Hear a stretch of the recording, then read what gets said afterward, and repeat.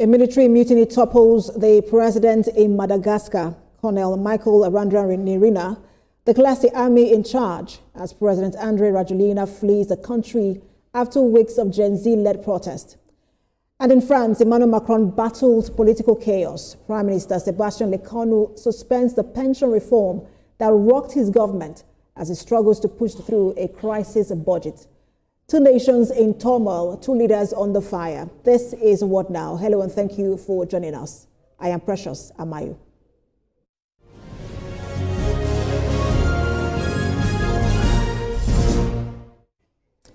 We begin in Madagascar, where the military says it has taken control of the country after President Andry Rajoelina was impeached by lawmakers and forced to flee following weeks of youth-led protest.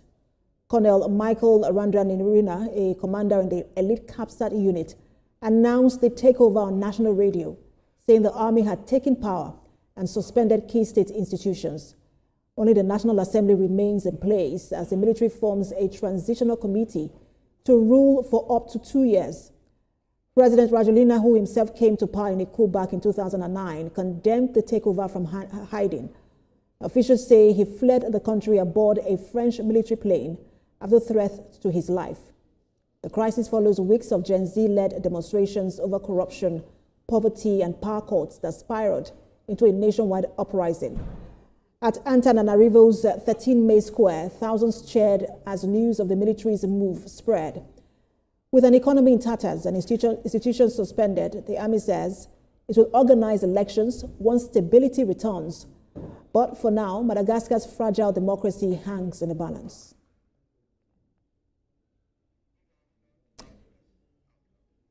All right, let's discuss this further. We're joined by an international journalist and communication strategist, Paul Ejime. He joins me via Zoom. Good to have you join us. Thank you, Precious. So, I mean, we've been following this development in Madagascar for a while now with the Gen Z-led protest. But the latest we're getting from Madagascar is that the Constitutional Court named Colonel Michael as the country's new leader. But the president's office insists that Rajoelina is still in charge. Should this be taken as a coup d'etat, or is this, some sort of, was Rajoelina legally ousted? Well, if it's not a coup d'etat, I wonder what it is. This is the problem. What we are now having in Africa, somebody has even called this AES scenario. That is what you call the Alliance for Sahel States. Madagascar is not there, but it's not in West Africa, but it's also in Africa. So I don't know where African countries are going with this. One would have thought that from the 1980s, 90s, that they embraced multi-party democracy because they were all coming from this military background. If you look at it, most of the countries were under military rule, dictatorship.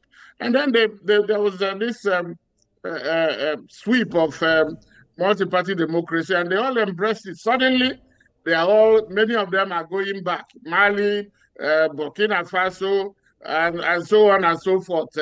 Guinea, Gabon, everywhere. Sudan. So it's worrisome. So he's been removed. The military has taken over, and as usual, their playbook is that they will suspend all these, democratic institutions and then rule by fiat. They have a military council that will govern, and then tell you that they have transition program. Perhaps, these ones are maybe a little reasonable. The Colonel Michael transition, that is for 2 years. Then they go back to civilian rule, or you'll find the same military people changing their uniform to contest and then come back. But how do becomes a musical chair, roller coaster. And each time you have this type of military interregnum, the country goes back, loses steam in development because nothing happens. Nobody will come and engage with you. We have seen it in Nigeria. We have seen it everywhere. Military rule is an aberration. And so you begin to have it, we used to be interregnum, but now it has become, they are normalizing it.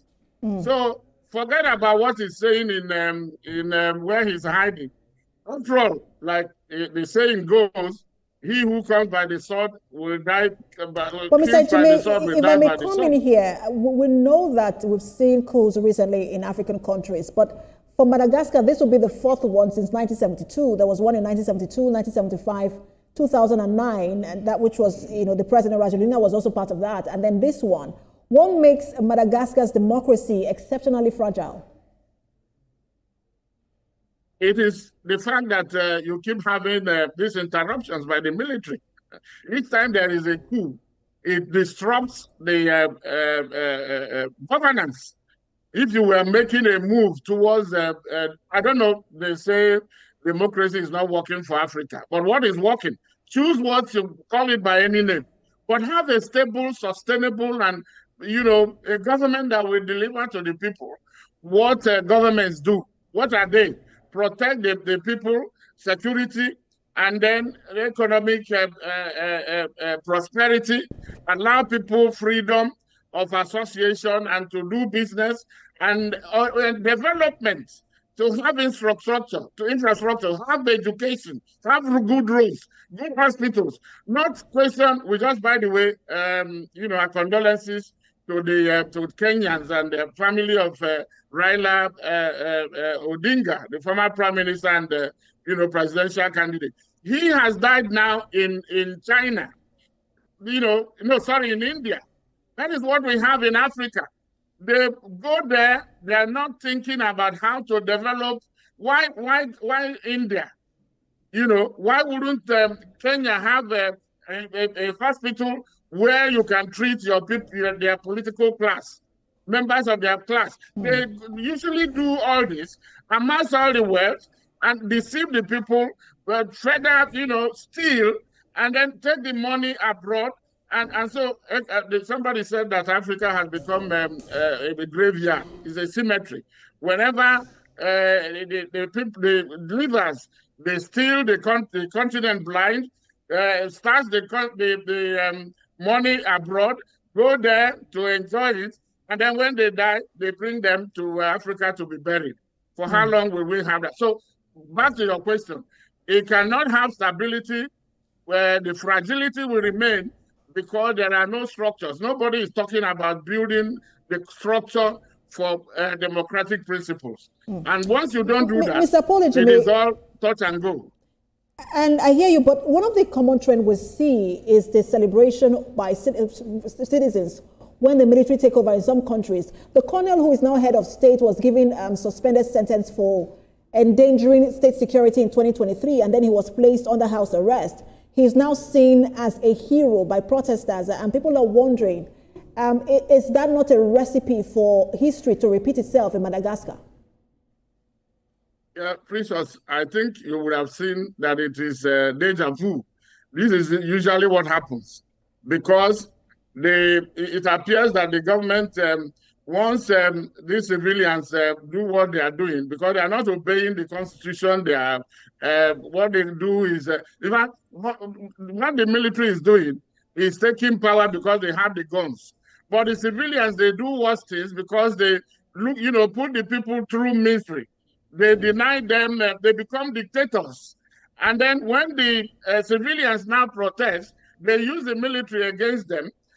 Before the military will now come and then upstage them. So what is there is that there is no governance. It is as simple as that.